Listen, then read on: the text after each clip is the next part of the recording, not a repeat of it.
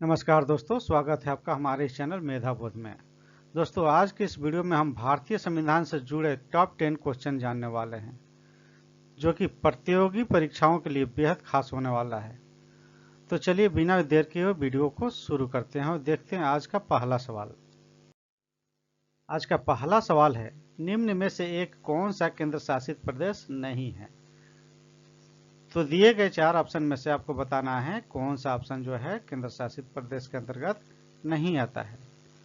तो दोस्तों, पहले हम जानेंगे केंद्र शासित प्रदेश कुल कितने हैं। अभी वर्तमान में टोटल 8 केंद्र शासित प्रदेश है, जिन पर सीधे केंद्र सरकार का शासन होता है और उन्हें राष्ट्रपति द्वारा नियुक्त प्रशासक यानी कि उप राज्यपाल द्वारा चलाया जाता है। तो टोटल केंद्र शासित प्रदेश 8 है, जो कि निम्न प्रकार है। उसको पहले देख लेते हैं। पहला है अंडमान निकोबार द्वीप समूह, दूसरा है चंडीगढ़, तीसरा है दादर और नगर हवेली तथा दमन और दीव, चौथा है दिल्ली, पांचवा है जम्मू और कश्मीर, छठा है लद्दाख, सातवां है लक्षद्वीप और आठवां है पुदुचेरी। तो इससे साफ साफ साबित होता है कि इसमें जो दिया गया ऑप्शन जो है, इसमें गोवा है जो केंद्र शासित प्रदेश नहीं है। बी ऑप्शन आपका राइट हो जाएगा, गोवा।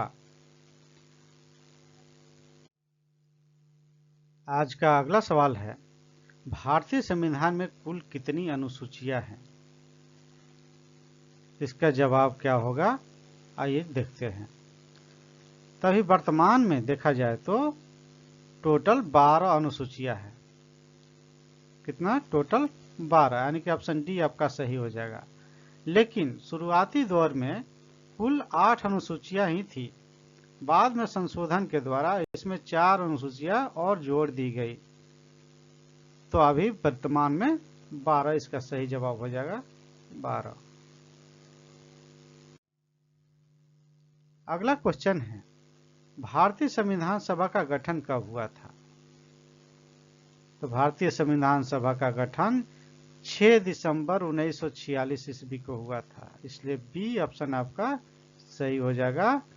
1946 ईस्वी, यानी 6 दिसंबर को यह हुआ था, 1946 ईस्वी में। अगला क्वेश्चन है, संविधान सभा की प्रथम बैठक कब हुई थी?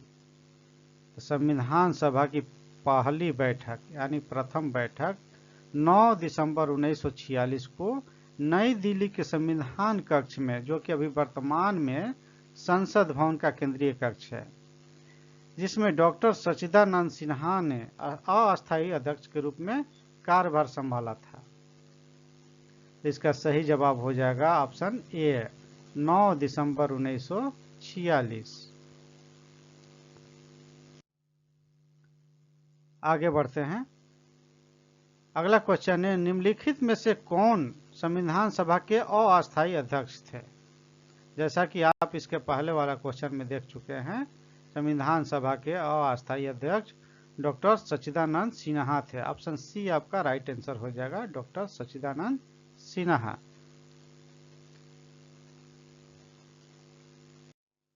अगला सवाल है, निम्न में से किन्हें संविधान सभा का अस्थायी अध्यक्ष चुना गया? तो जैसा कि आपने पिछले क्वेश्चन में देखा होगा कि संविधान सभा का अस्थायी अध्यक्ष जो थे डॉक्टर सच्चिदानंद सिन्हा थे, जिनको संविधान सभा की प्रथम बैठक यानी कि 9 दिसंबर 1946 को अध्यक्ष बनाया गया था, वो भी अस्थायी के रूप में। लेकिन फाइनली 2 दिन बाद यानी कि 11 दिसंबर 1946 को डॉक्टर राजेंद्र प्रसाद को अस्थायी अध्यक्ष के रूप में चुना गया, इसलिए ऑप्शन डी जो है आपका सही जवाब हो जाएगा, डॉक्टर राजेंद्र प्रसाद। अगला सवाल है, निम्न में कौन प्रांतीय संविधान सभा के अध्यक्ष थे? तो इसका सही जवाब हो जाएगा ऑप्शन बी, सरदार वल्लभ भाई पटेल। क्योंकि प्रांतीय संविधान सभा के अध्यक्ष सरदार वल्लभ भाई पटेल थे, क्योंकि उन्होंने प्रांतों के लिए संवैधानिक ढांचे पर काम किया, जबकि डॉक्टर राजेंद्र प्रसाद जो थे संविधान सभा के अध्यक्ष यानी कि अस्थायी अध्यक्ष थे, जो संचालन समिति के अध्यक्ष थे, न कि प्रांतीय अध्यक्ष थे। इसलिए ऑप्शन बी आपका सही जवाब हो जाएगा। सरदार वल्लभ भाई पटेल प्रांतीय संविधान सभा के अध्यक्ष थे। अगला क्वेश्चन है, संविधान की किस अनुसूची में 3 सूचियों का वर्णन है? जानते हैं इसका सही जवाब। तो दोस्तों, संविधान सभा की 8वीं जो अनुसूची है, इसमें संघ सूची, राज्य सूची और समवर्ती सूची के रूप में 3 सूचियों का वर्णन है, जो केंद्र और राज्य सरकारों के बीच विधायी शक्तियों के बंटवारे को दर्शाती है। इसलिए सही आंसर हो जाएगा ऑप्शन सी, 7वीं अनुसूची। अगला सवाल है, संविधान की किस अनुसूची में 22 भाषाओं का उल्लेख किया गया है? जानते हैं इसका जवाब। तो दोस्तों, भारतीय संविधान की 8वीं अनुसूची जो है, उसमें 22 भाषाओं को उल्लेखित किया गया है, जो भारत सरकार द्वारा आधिकारिक तौर पर मान्यता प्राप्त भाषाएं हैं। तो जान लेते हैं कौन कौन सी भाषाएं हैं, वो भी आपको बता देता हूं। तो इन 22 भाषाओं में असमिया, बंगाली, गुजराती, हिंदी, कन्नड़, कश्मीरी, कोंकणी, मलयालम, मणिपुरी, मराठी, नेपाली, उड़िया, पंजाबी, संस्कृत, सिंधी, तमिल, तेलुगु, उर्दू और बोंडो, संथाली, मैथिली और डोंगरी भाषाएं भी शामिल है। यानी कि इसका सही जवाब हो जाएगा ऑप्शन बी, 8वीं अनुसूची, जिसमें 22 भाषाओं का उल्लेख है।